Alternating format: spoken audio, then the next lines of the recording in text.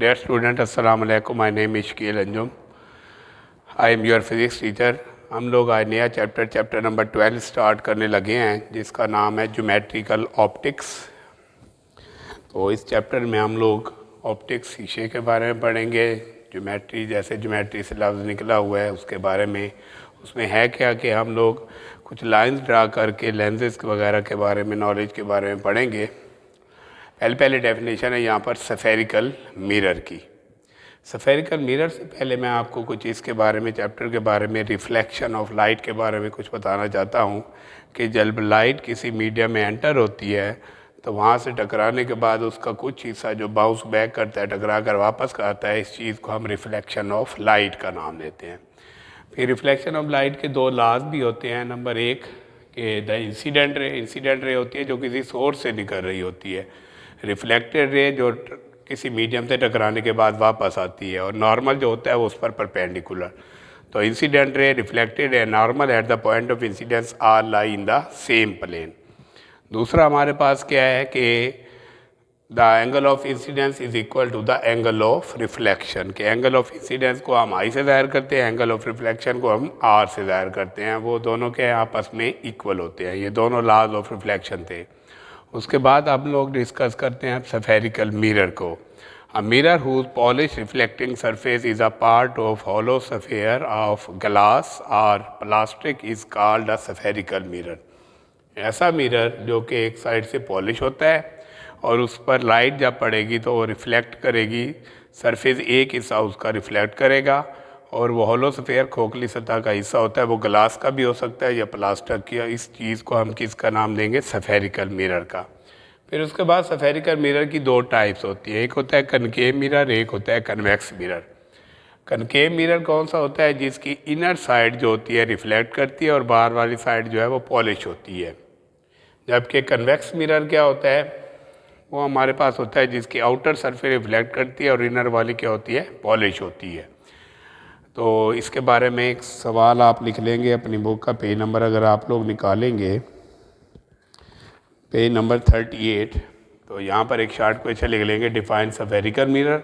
A mirror whose polish reflecting surface is a part of hollow sphere of glass और plastic is called a spherical mirror. इसमें मजीद आप ये भी लिख सकते हैं, spherical mirror one of the two curved surface is coated with a thin layer of silver followed by a coating of red lead oxide paint इस पर लगा होता है. इसके बाद फिर इसकी दो टाइप्स मैंने आपको बताई हैं, एक कनकेव मिरर, एक convex mirror. Spherical mirror whose inner curve surface reflected is called a concave mirror. इसमें मजीद आप लिख सकते हैं, concave mirror the size of the image depends on the position of the image object. Both virtual and real image can be found by a concave mirror. दूसरा हमारे पास फिर आ जाएगा convex mirror. A spherical mirror whose outer curved surface reflecting is called a convex mirror. In convex mirror, the size of the image are always smaller than the object. Only virtual and erect सीधा कहते हैं, image can be found by a convex mirror. फिर उसके बाद हमारे पास आ जाता है पोल. पोल क्या होता है कि सफेरिकल मिरर की जो कर्व सरफेस होती है, इसका जो फ्रंट सेक्शन का मिड पॉइंट होता है, इसको हम पोल का नाम देते हैं. इस पोल को हम वर्टेक्स भी कहते हैं. इसको हम लोग P से डिनोट करते हैं. इसको हम किससे नोट करते हैं? P से. नेक्स्ट पोल के बाद हमारे पास आ जाता है centre of curvature. Centre of curvature को हम C से ज़ाहिर करते हैं. A spherical mirror is a part of sphere. The centre of this sphere is called centre of sphere. Sphere गोल चीज़ को कहते हैं, तो सफ़ेयर का जो सेंटर होता है उसको हम सेंटर ऑफ कर्वेचर का नाम देते हैं. इसको हम C से डिनोट करते हैं. नेक्स्ट हमारे पास आ जाता है radius of curvature. Radius of curvature को हम R से ज़ाहिर करते हैं. तो यहाँ पर है it is the radius of the sphere of which spherical mirror is a part. इसको कैपिटल R से डिनोट करते हैं. इसी तरह फिर हमारे पास एक और डेफिनेशन आ जाती है प्रिंसिपल एक्सिस. प्रिंसिपल एक्सिस क्या होता है? It is the line joining the centre of curvature and pole. के सेंटर ऑफ कर्वेचर और पोल को जो मिलाने वाली लाइन है उसको हम लोग प्रिंसिपल एक्सिस का नाम देते हैं. नेक्स्ट हमारे पास आ जाता है प्रिंसिपल फोकस. प्रिंसिपल फोकस क्या होता है? कनकेव मिरर में कुछ इस तरह होता है कि प्रिंसिपल एक्सिस के पैरेलल जो रेज आती हैं वो आकर एक जगह पर फोकस होती है. इसको हम रियल फोकस का नाम भी देते हैं. और कनकेव मिरर में ये जो पॉइंट बनता है ये मिरर के सामने बनता है और इसमें ऑब्जेक्ट जो होता है वो हमारे पास रियल फोकस का नाम भी देते हैं।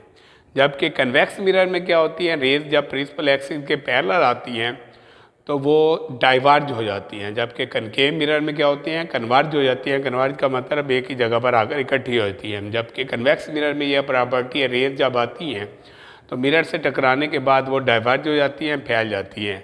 हम लोग फिर क्या करते हैं, प्रिंसिपल फोकस के लिए हम रेज को डाउटेड में पीछे की तरफ बढ़ाते हैं। यहाँ कर वो मिलती हैं, वहाँ पर हम उसको प्रिंसिपल फोकस का नाम देते हैं और इसको हम डाइवर्ज का नाम देते हैं। तो उसमें रियल फोकस बनता है कनकेव मिरर में, इसमें जो बनता है वो वर्चुअल फोकस बनता है। उसके बाद हमारे पास एक और डेफिनेशन आती है फोकल लेंथ की, पेज 39 पर। It is the distance from the pole of the principal focus measured along the principal axis. उसके बाद the focal length is related to radius of curvature F is equal to r/2। तो focal length और radius of curvature के दरमियान एक relation है जिसको हम f is equal to r/2 का नाम देते हैं। तो शॉर्ट क्वेश्चन आ जाता है, what is the relation between focal length and radius of curvature. तो f is equal to r/2 और रेडियस ऑफ कर्वेचर जो होता है वो फोकल लेंथ के 2 टाइम्स भी हम इसको कह सकते हैं। r इज इक्वल टू क्या होता है, 2f के इक्वल होता है। इसी तरह नेक्स्ट हमारे पास एक और शॉर्ट क्वेश्चन आता है, right the characteristics of focus of concave and convex mirror. तो इसमें पेज 39 पर दो प्रॉपर्टी दी हुई हैं। कन्वेक्स मिरर में हम लिखेंगे focus lies behind the mirror, जबकि कनकेव मिरर में हम लिखेंगे focus is in front of the mirror. दूसरा पॉइंट लिखेंगे focus is virtual as the rays of the light after reflection appear to come from the focus. उसका दूसरा point लिखेंगे focus is real as the rays of light after reflection converge at the focus. उसके बाद हमारे पास एक और short question है कि image location bye spherical mirror क्या होता है। हमारे पास एक फार्मूला है जिसे हम मिरर फार्मूला का नाम भी देते हैं।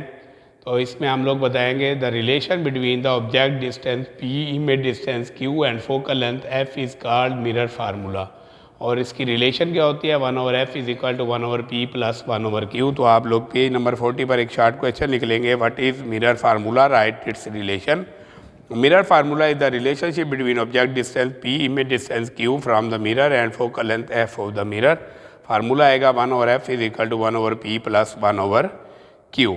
इस तरह पेज 40 पर कुछ शॉर्ट क्वेश्चन भी हैं। In large shopping centres convex mirror are use for security purpose. तो इसका आंसर आपको मिलेगा पेज 41 पर। Convex mirror produce image that are smaller than objects, this increase the view of the observer. इस तरह नीचे साइड इन्फॉर्मेशन पर focal length of a spherical mirror is 1/2 of the radius of curvature f is equal to r/2। और we take focal length of convex mirror हम negative लेते हैं, जबकि concave mirror की हम पॉजिटिव लेते हैं। तो ये f is equal to r/2 के बारे में मैं पहले भी आपको बता चुका हूँ। फिर उसके बाद पेज 41 पर कुछ साइन कन्वेंशन भी हैं।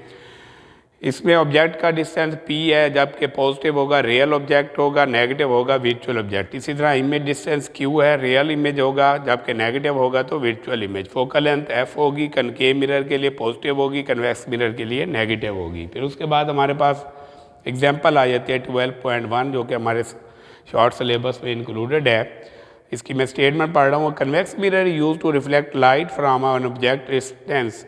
Object placed 66 cm in front of the mirror. The focal length of the mirror is 46 cm. Find the location of the image. सबसे पहले हमें पता होना चाहिए कि ऑब्जेक्ट के डिस्टेंस को हम p से ज़ाहिर करते हैं, फोकल लेंथ को हम f से ज़ाहिर करते हैं। वो हमारे पास माने 46 सेंटीमीटर क्यों लिया मैंने, क्योंकि कन्वेक्स मिरर है। इसके बाद इमेज डिस्टेंस या लोकेशन ऑफ द इमेज को हम q से ज़ाहिर करेंगे। अभी मैंने आपको फार्मूला बताया, मिरर फार्मूला हमारा होता है 1/f is equal to 1/p plus 1/q। तो 1/f is equal to 1/p plus 1/q। इसमें हम डायरेक्ट वैल्यूज भी पुट कर सकते हैं या 1/q is equal to 1/f minus 1/p भी लिख सकते हैं। f की वैल्यू -46, p 66, q हमने फाइंड करना है।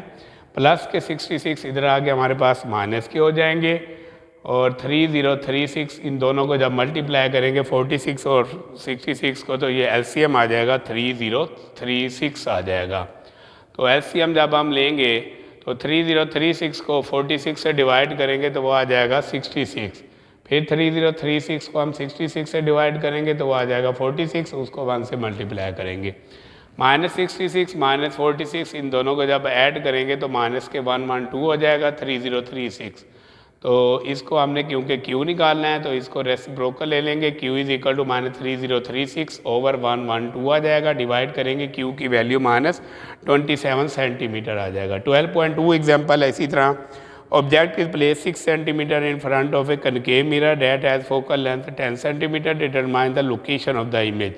इसमें भी P की वैल्यू ऑब्जेक्ट डिस्टेंस 6 सेंटीमीटर है, फोकल लेंथ 10 सेंटीमीटर, Q हमने फाइंड करना है। फार्मूला हम लगाएंगे 1/f is equal to 1/p plus 1/q, जबकि 1/q जो होगा 1/f माइनस 1/p, इन दोनों की वैल्यूज पुट करेंगे 1/10 माइनस 1/6, इन दोनों को मल्टीप्लाई करेंगे तो LCM 60 आ जाएगा। सिंपल तरीके से भी LCM ले सकते हैं, लेकिन इस तरीके से आसानी से हम लोग सॉल्व कर सकते हैं। 60 को 10 से डिवाइड करेंगे 6, 60 को 6 से करेंगे 10, तो माइनस का 4/60, कैंसिल करेंगे 1/15, और जब रेसिप्रोकल लेंगे तो Q की वैल्यू आ जाएगी -15 सेंटीमीटर।